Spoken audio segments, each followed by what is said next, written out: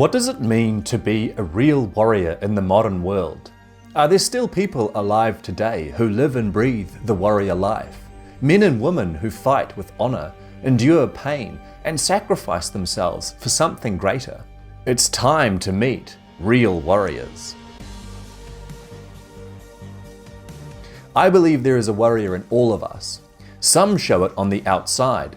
They understand discipline, pain, and power. In this video, I'm going to show you modern examples of warriors, the Shaolin warrior monks of China, Muay Thai fighters from Thailand, and professional rugby players from New Zealand. We'll study their training philosophy and extract principles to implement in our own lives. Meet the Shaolin warrior monks from circa 500 AD to modern day China. This is one of the few traditions where I've actually trained in person, and my time practicing Shaolin Kung FU in China taught me a lot about their methods and philosophy. Shaolin monks often begin training as young as 5 years old, although some will start in their teens. There's a common belief amongst the masters that students over 25 are less likely to reach their full potential for flexibility and acrobatics. The young Shaolin disciples I saw were already adept at acrobatics, forms, weapons, riding horses, and archery.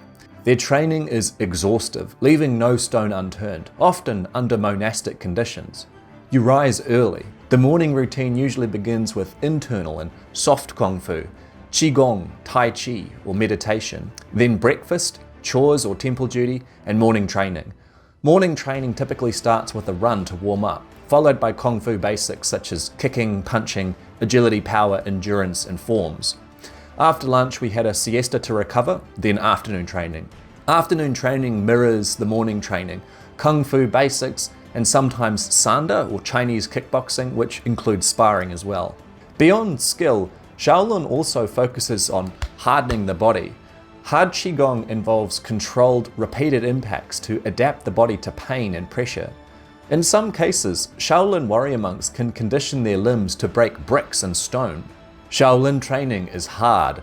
It's designed to be exhausting, sometimes even brutal, but it's also gentle and rejuvenating in good measure. Over time, Shaolin Kung Fu builds exceptional health and vitality, cardiovascular endurance, powerful mobility, disciplined willpower, and high Qi, the traditional Chinese concept for vital energy. The Shaolin warrior monk is a warrior of both body and spirit, disciplined, conditioned by hardship, and guided by ancient virtues. Similar to the Shaolin tradition, Muay Thai fighters in Thailand often begin training as young as 7. From the start, they commit to repetitive physical training, regular sparring, and frequent fights. Muay Thai is known as the art of 8 limbs: 2 fists, 2 elbows, 2 knees, and 2 feet. Training is focused on turning these limbs into weapons. Fighters strike pads, heavy bags, and sparring partners over and over until their limbs are hardened like steel. They develop accuracy, timing, power, and toughness. I had the privilege of practicing Muay Thai in Thailand, and I witnessed firsthand the effects of this training. Veteran fighters had conditioned their bodies to the point where their limbs were like spears, honed to inflict devastating damage on the soft tissue and vulnerable organs. Muay Thai also places huge emphasis on endurance. Frequent sparring and fights reveal a brutal truth. Without stamina, even the most skilled fighters will give out. Toughness of the body is required to strike without self-injury. Toughness of the mind is required to stand against an opponent's onslaught. I'm not exaggerating when I say Muay Thai fighters are literally built differently.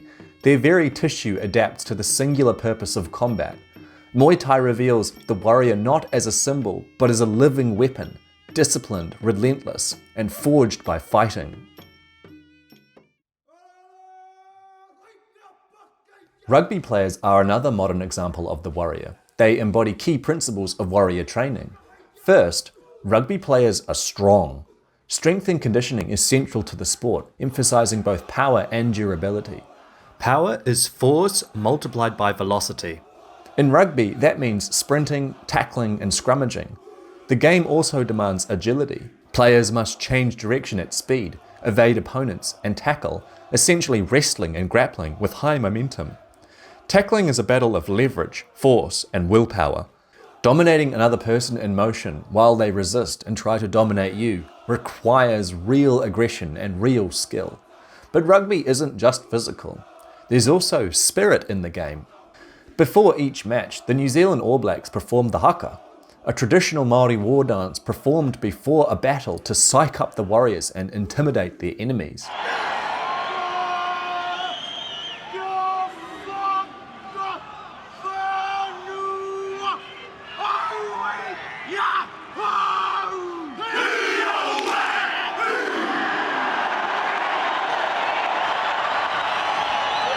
The haka may also act as an incantation, conjuring favour from the gods, or summoning courage to the warriors. Some critics call it theatrical, but if you've seen it, it's taken really seriously. It moves people and fires them up. I think it stirs something ancient in the hearts of both players and spectators. Often you'll see the opposition match its intensity as if the haka awakens the warrior instinct in them too. Rugby is a sport, but it's also a simulation of war. Teams charging, colliding and seizing ground. The same instincts, the same training, the same archetype. Rugby channels aggression and ritual and turns it into a battlefield sport and a war game. Case studies make it clear that there is a shared warrior training philosophy at play. All warrior training begins with discipline.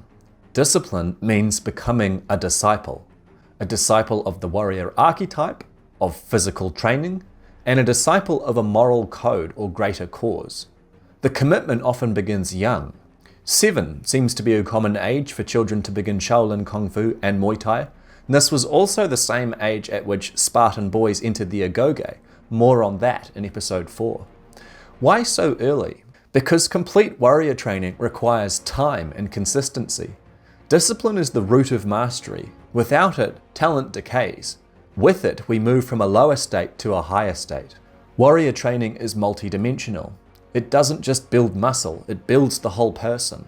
To become a complete warrior, one must train across all 11 components of fitness: strength, muscular endurance, cardiovascular endurance, balance, coordination, speed, flexibility, agility, power, reaction time, and in consequence, body composition. True warrior training means complete fitness. Bodybuilding or lifting weights alone is insufficient. One must adopt more diverse and dynamic training stimuli. In turn, this style of training develops a complete sense of conscious control, of physical mastery of oneself. Anti-fragility, the process of becoming better in response to stresses. Warrior training cultivates physical and mental improvements in response to pain and adversity. Shaolin warrior monks practice hard qigong, striking their bodies with wooden sticks to condition their limbs. Muay Thai fighters kick heavy bags and pads until their shins calcify and their nerves desensitize. Rugby players collide with each other at full sprint, generating and absorbing massive force. The use of anti-fragility is conditioning for violence, turning pain into power, sacrificing what is lesser for that which is greater and becoming much harder to kill. And there you have it. You now understand the way real warriors live and train. We've looked at the Shaolin warrior monks of China, Muay Thai fighters in Thailand, and rugby players, and what they all share in common. They've all adopted discipline. They cultivate complete fitness and hone themselves into weapons. And they understand they must consistently and repeatedly undergo adversity in order to become stronger. Warriors are real. There's a warrior in all of us. Shaolin warrior monks, Muay Thai fighters, and rugby players are living, breathing warriors. Discipline, fitness, and anti-fragility are common to all warriors. Join me for episode 3, where I provide you a practical training program to become a warrior yourself. If you appreciate this content, please like the video and subscribe to my channel. Thanks for watching.